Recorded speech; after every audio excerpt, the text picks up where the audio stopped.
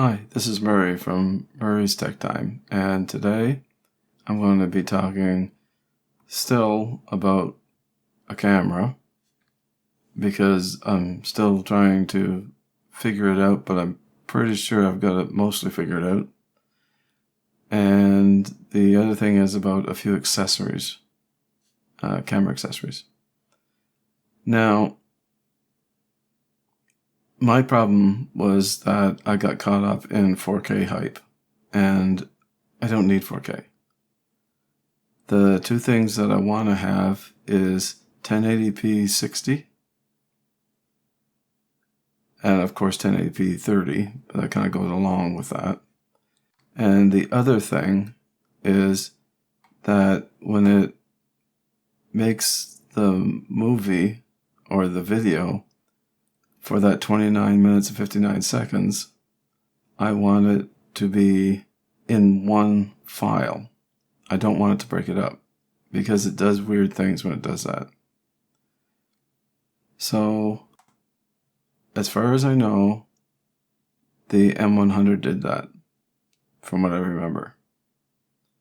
And that's why I first started with that one, because that's what I felt like I needed. But then the hype started getting to me and going, oh, I need 4K. I could do 4K and then I could drop it down to 1080p 60 or 1080p 30 and then it'll make the picture look better, and so on and so on and so on. And I'm going, as I'm doing it, I'm going, well, what do I need? Okay, there's a Panasonic camera, something with a 7 in it. And I thought, okay, well, I'll try that. And I could try that. And I'm going, why do I need to have that? So I went, well, okay, that's expensive. Let me try something cheaper. So I went down to the Canon SL3. I was looking for the SL2, but couldn't find it. So the SL3, well, it's a 4K camera also. Whereas the SL2 is only 1080p 60. So I went, okay, so that was a lot more money. So, and then I went and played with it for a while. I think I made one video with it. And then after that, I went, well, that's still kind of expensive. What's the best one that they make right now for video out of the ones that are kind of affordable? So I looked at the 200, the M200, the M100, the SL2, the SL3, and the M50. And I watched a few videos, and pretty much all of them said, I think there was one that didn't, that the M50 is the better one for the video. And it was all because of the 4K. And I'm going, well, okay. So I ordered it and got it here. I used it for a day, and I went, but this isn't any better than what the M100 was, except it does 4K, and I don't care if it does 4K. So I went to look to see how much a M100 was. So I went, okay, because they had gone up some. And the first one that I got, the cameras were only around like a little over $300 when I was looking at them. And I got one for just under $200 whenever I started. And I should have kept that one, but luckily enough, I did find one. But anyway, just have a picture of one here from on Amazon. And right here, it's showing there's one available right now for $324.55. And the one that I got wasn't that much. It was only $24 more than what I had paid before. So it's almost $100 less than that. And but the price of the cameras have gone way up. It's like $430 now for them. So what I thought of doing was keeping an eye on it. Well, I kept an eye on it, but I didn't try to return the other one. Well, I found one, and before I ordered it, I thought I better go return the other one. So I went to return the other one, and then there was a like new one for that was only $13 more than the one that I had before. Well, by the time I got back to go order it, it was gone. And then there was another one that was in very good condition, and it was, I think it was $30 more than what I paid for, because it went up from the time that I looked at it.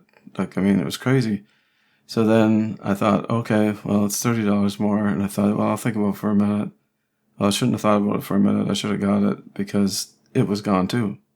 So I thought, well, I'll wait a day and keep looking and whatnot. So yesterday I looked, and sure enough, there was one there, and it was only $24 more. So that's what I got. And the camera's pretty nice. It's easy to use on automatic, and getting into manual mode was kind of interesting to do. So I kind of want to get into the manual mode aspect of it, but you can't usually do it from the buttons on this one. You have to do it from the screen. And I'll show you what I mean. Because on the front here, there's this button. And all that does is you press that in, and it releases your lens so that you can take it off. That's all that button does. We'll talk about these ones when we look at the top. On the back of it, there's a menu button. There's like a Wi-Fi button.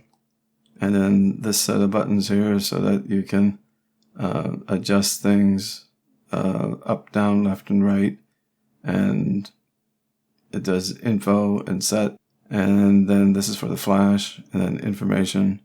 And I think that's white balance and the trash can. But the trash can only works whenever you're in the review mode. And review mode is so that you can see what pictures you've taken or what videos you've taken, and use it for that to be able to see them. And then trash cans, or to get rid of them if you don't want to keep them. Now, the top of it, this here is the record button for recording a movie. This is your shutter button. So halfway down is focus, and then all the way down it releases your shutter. And then on this button, it's the on-off switch for the camera. And then there's only 3 things in mode. It's automatic mode, camera mode, and like still camera type thing. And then movie camera mode. So you just pick one of those 3, whatever you're trying to do. So if you go into movie mode, like into there, then what happens is on the screen, then you go to menu, and then you get a setup menu in there, and then this is touch screen, or you can use the left, right, up, and down, and the set there if you want. It's either whichever one you want to use, the touch or that. So that's all that there is on it, but it can do an awful lot of things, especially whenever you start getting into the more manual aspect of it. So it's pretty cool. It's a nice little camera.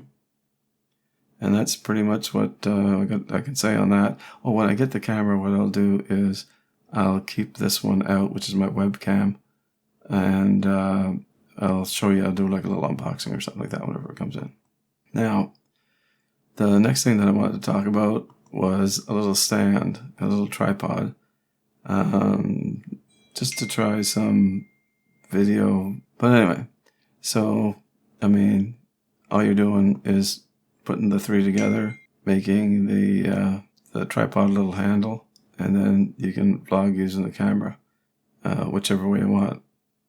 You can flip the lid up on this one so that you can see see what you're doing.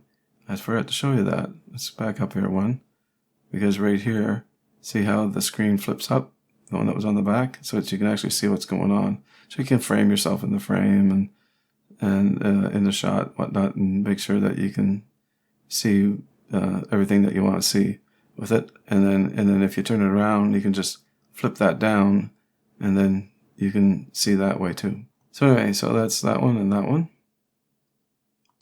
Next one is a battery eliminator.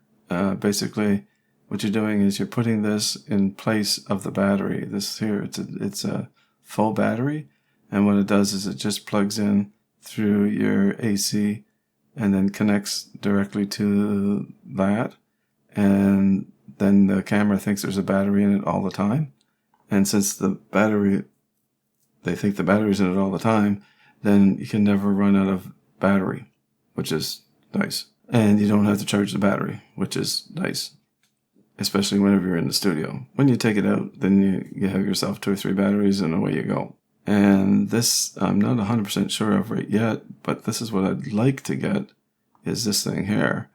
And what this is it changes the mount on the camera from an EF-M for the mirrorless camera to the EF lens, which is what almost all the other Canon cameras use, is just the EF lenses.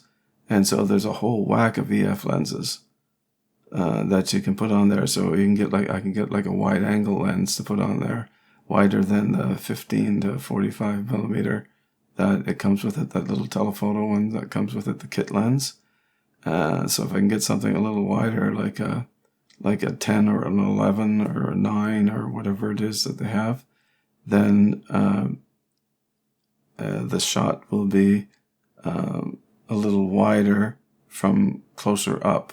So like in the studio, I've only got about 3 feet between me and the camera. So my webcam doesn't do bad because it's got a wide angle lens. But this camera, the lens isn't as wide because it's 15 millimeters, the widest that it can go. And that's pretty much everything that I want to talk about. So, if you liked the video, thumbs up. If you didn't like the video, thumbs down. I want to thank everybody for watching and listening, and please stay safe and keep well.